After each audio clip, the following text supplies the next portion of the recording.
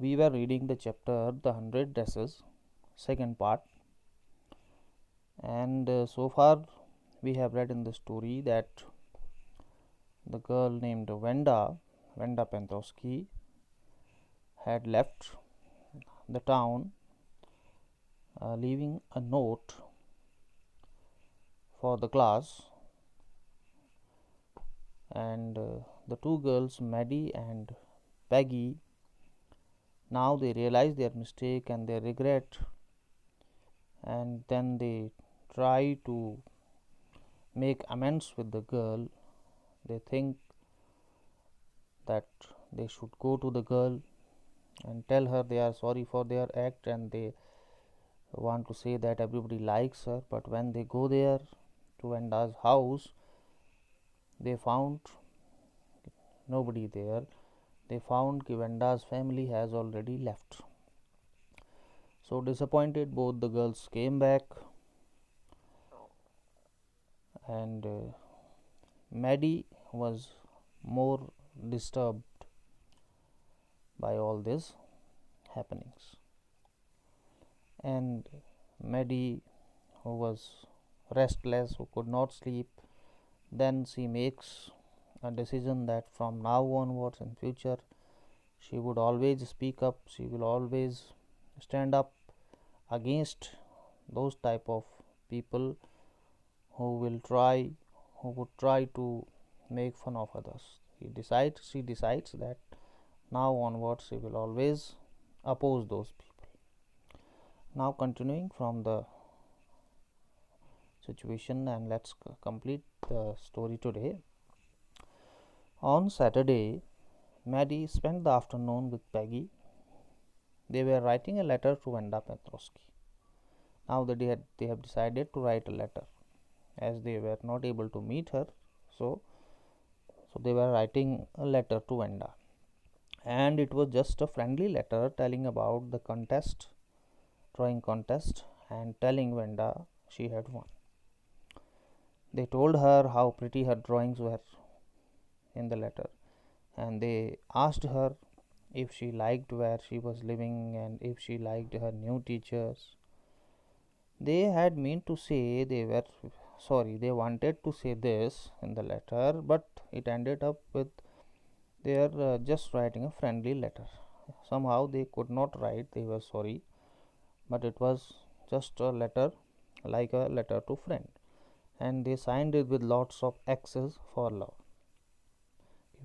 At last they signed off with lots of love, and then they mailed the letter to Boggins Heights, to the same address, writing above it, please forward. So hoping that when the letter reaches to the address, and seeing the note, if the addressee was not found there, it should be forwarded to their new address. In the hope, they sent it. Days passed and there was no answer, but the letter did not come back. If the address was not found, usually the letter comes back, but that also did not happen. So maybe Wenda had received it. Perhaps she was so hurt and angry she was not going to answer. You could not blame her. It was not her fault. Even if she was angry and not answering, it was not her fault. Weeks went by and still Wenda did not answer.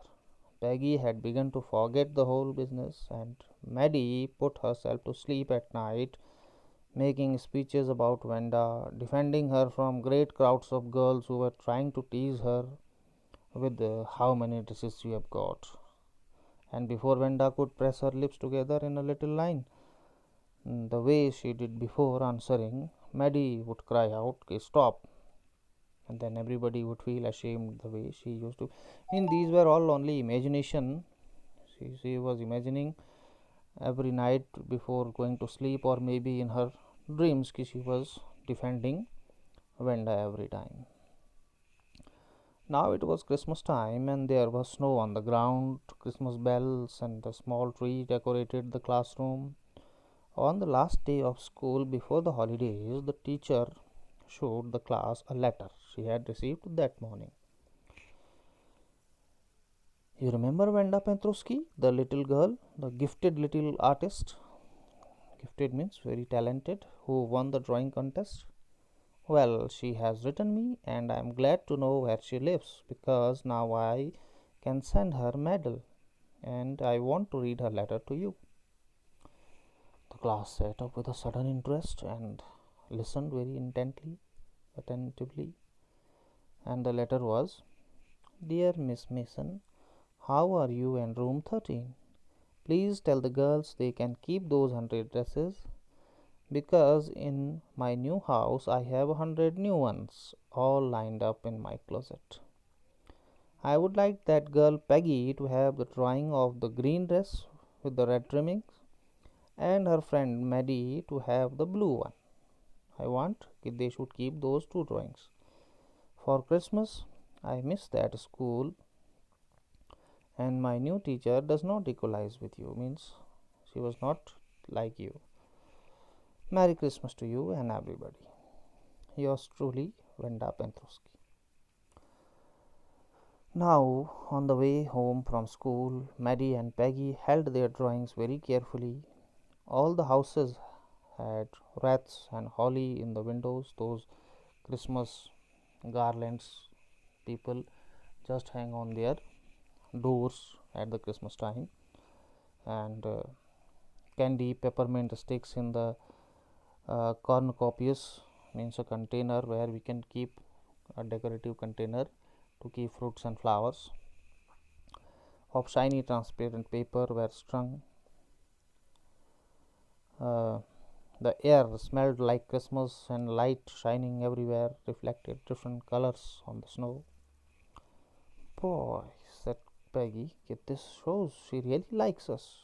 Now, talking about that letter, she says, Boy, it means, my God, this shows she really likes us. It shows she got our letter, and this is her way of saying that everything is all right.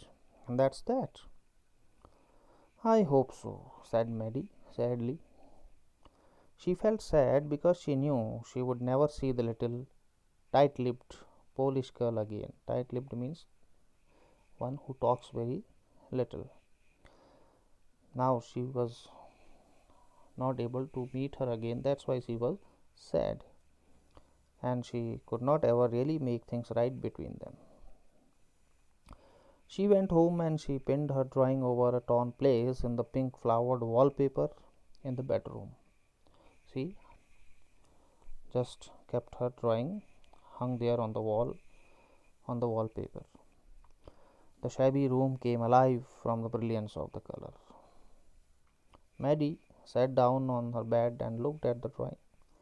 She had stood by and said nothing. But Wanda had been nice to her anyway, she was thinking. Tears blurred her eyes, and she gazed for a long time at the picture. She was so sad. Then hastily she rubbed her eyes and studied it intently. Then suddenly something she noticed. Rubbing her eyes, she looked at the picture very carefully. The colors in the dress were so vivid, so clear, that she had scarcely noticed the face and the head of the drawing. Earlier she only noticed the colors, but now when she noticed the face and the head, it looked like her. Maddie, it really looked like her own mouth. Why, it really looked like her own self. Means Wanda had really drawn this for her. Excitedly, she ran over to Peggy's. And she went to Peggy's home. Peg, let me see your picture, she said. What's the matter? Asked Peggy. As they clattered up to the room, quickly they went to the room where Wanda's drawing was lying face down on the bed. Maddie carefully raised it, picked it up. Look, she drew you. That's you, she exclaimed. Telling Peggy, she told, she has drawn your picture. And the head and the face of this picture did look like Peggy. What did I say? Said Peggy. She must have really liked us anyway. Yes, she must have, agreed Maddie. And she blinked away the tears that came every time she thought of Wanda standing alone in the sunny spot in the schoolyard, looking stolidly over the group of laughing girls after she had walked off and after she had set sure 100 of them all lined up. Now whenever she was that thought came to her mind, every time she was becoming sad and tears were coming thinking about that, how they used to make fun of that girl, but now she blinked away those tears. Now with this the story completes.